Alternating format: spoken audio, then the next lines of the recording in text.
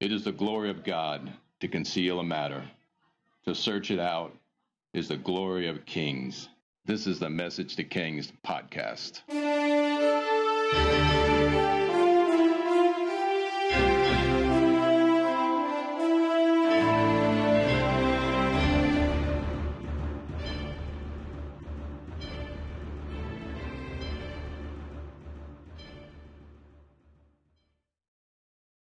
Episode 345, The Widow's Mite.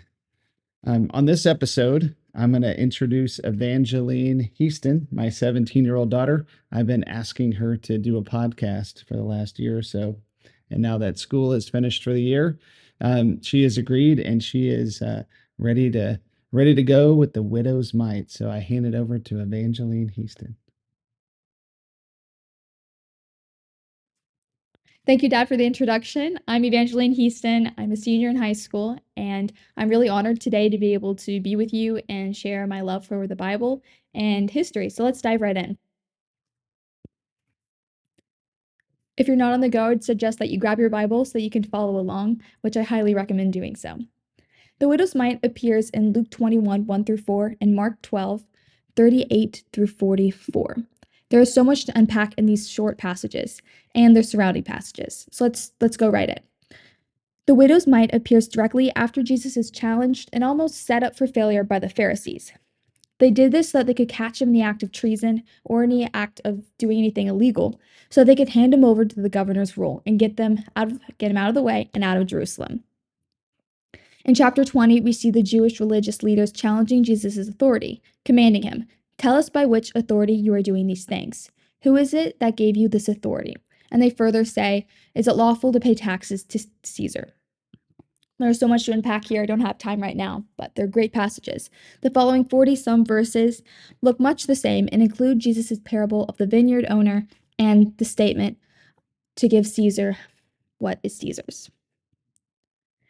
Now, Jesus' responses to the Pharisees and religious leaders amazed all who listened, and the crowd became silent. In fact, this seemed to echo Jesus' divine authority that the religious leaders had previously questioned. Now, this brings us into Luke 20:45, the precursor to the widow's mite, verse 25. It actually seems to set the stage. While all the people were listening, Jesus said to his disciples, "Beware of the teachers of the law. They like to walk around in flowing robes and love to be greeted with respect in the marketplace and have the most important seats in the synagogues and their places of honor at banquets. They devour widows' houses and for the sake of making lengthy prayers. These men will be punished most severely." So Jesus is quite literally addressing the corruption within the religious leaders and the temple itself. Most importantly, he stated that they devoured widows' homes, which we'll come back to that later. He continued, and these priests then continued to boast themselves and utter lengthy prayers. Jesus' words in Deuteronomy, according to Jewish law in Deuteronomy, states clearly that do not take advantage of the widows or the fatherless. The Pharisees and religious leaders were directly doing the opposite of this. When we look to the Old Testament, God gave the Israelites laws and customs in order to protect and provide for the widows and orphans. The story of Naomi and Ruth are an excellent example of this Mosaic law. Back to the Pharisees, Jesus' words indicate that their faith was performance-based, two-sided, and hypocritical. Matthew 28:23-27-28 elaborates his previously mentioned severe punishment for this behavior. "Woe to you, teachers of law and Pharisee, you hypocrites! You are like whitewashed tombs, which look beautiful on the outside, but on the inside are full of bones of the dead and everything unclean. In the same way, on the outside you appear to people as righteous, but on the inside you are full of hypocrisy and wickedness." These verses can appear harsh, but are crucial to understanding the significance of the widow's mite. Let's continue. Mark 12:41. Jesus sat near the collection boxes in the temple and watched. Pause. The word watch in this context is theorio, which means to look closely and intently with interest and purpose. To bystanders, Jesus probably appeared just as an onlooker, as he sat and watched, or theorium, the collection boxes, he was inside the widow's court. This was the farthest women could enter into the temple, with the exception of offerings and sacrifices. This court could hold nearly 15,000 people. Just imagine the sheer size of that. Then within the court held boxes, each named for their particular type of offerings. For example, offerings of gold, wood, spice, or free will. Verse 41. As the crowd dropped in their money, many rich people put in large amounts. 42. Then a poor widow came and dropped in 2 small coins. Now let's look into the context of this. Each collection box was made of some kind of pure metal. This made it impossible to be discreet or silent while giving an offering, particularly of coins. The verse used the word balo, which means to cast. Imagine the sound of metal coins hitting the bottom of the metal bowl as they were cast into them. Not only is it loud and obnoxious, but proclaims how much, or quite frankly, how little you gave.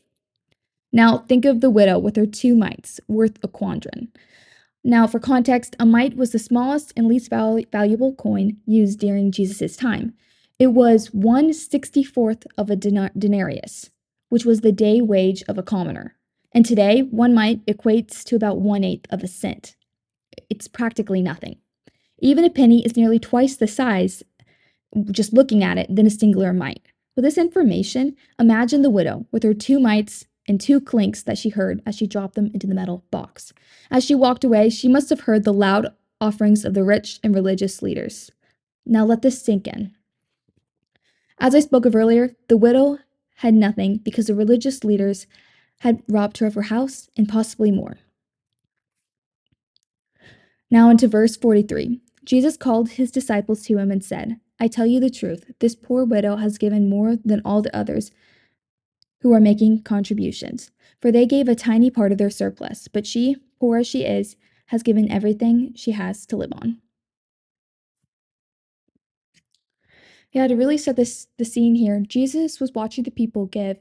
He saw their hearts rather than the size of their offerings or their appearances. As I read this, I just could not keep but being reminded of God's instruction to Samuel when choosing a king. So 1 Samuel 16:7 says, verse 7, But the Lord said to Samuel, Do not consider his appearances or his height, for I have rejected him. The Lord does not look on the things people look at. People look at the outward appearances, but the Lord looks at the heart. In the same way, God's instructions to Samuel look past the outward appearances. Jesus did the same. He looked past the widow's 2 mites and saw a heart that was burning for the Lord. She was not even required to tithe. In fact, only landowners and herdsmen inside of Israel were required to tithe, and it was out of their increase. The widow had nothing.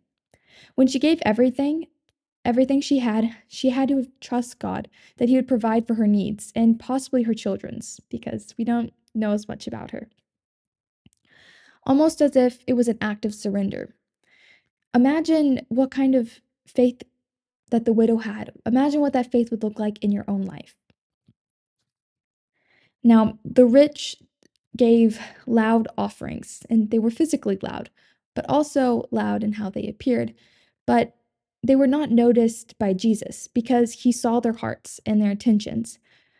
It is important to note that it's okay to have wealth and it's actually a blessing, but it can become a sin when it takes the place of the Lord in your heart and really just becomes an idol. This reminds me of something my dad always said.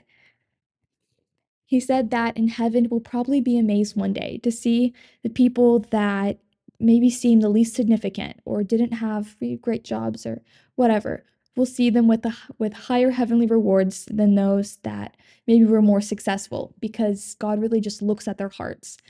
Because who knows that the mailman that comes to your door every so-and-so day, it might look like he's just delivering the mail, but inside he could have a heart that's just burning for the Lord and he's leading others to Christ, and we never know that. As opposed to maybe someone who looks so successful and you think, of course they'd go to heaven, they've done everything right, but they could be totally broken inside.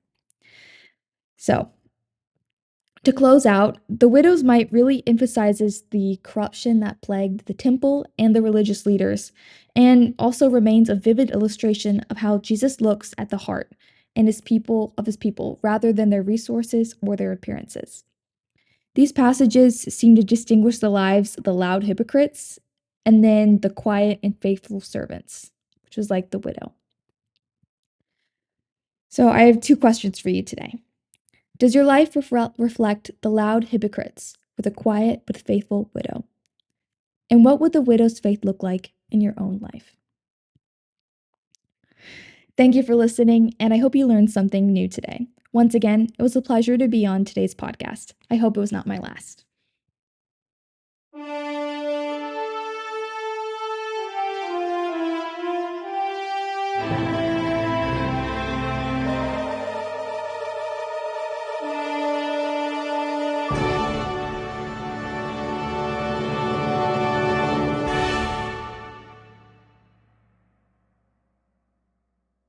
Didn't Evangeline do great on this episode? Feel free to email us at messagetokings@gmail.com with any feedback, and feel free to check out the website at messagetokings.com.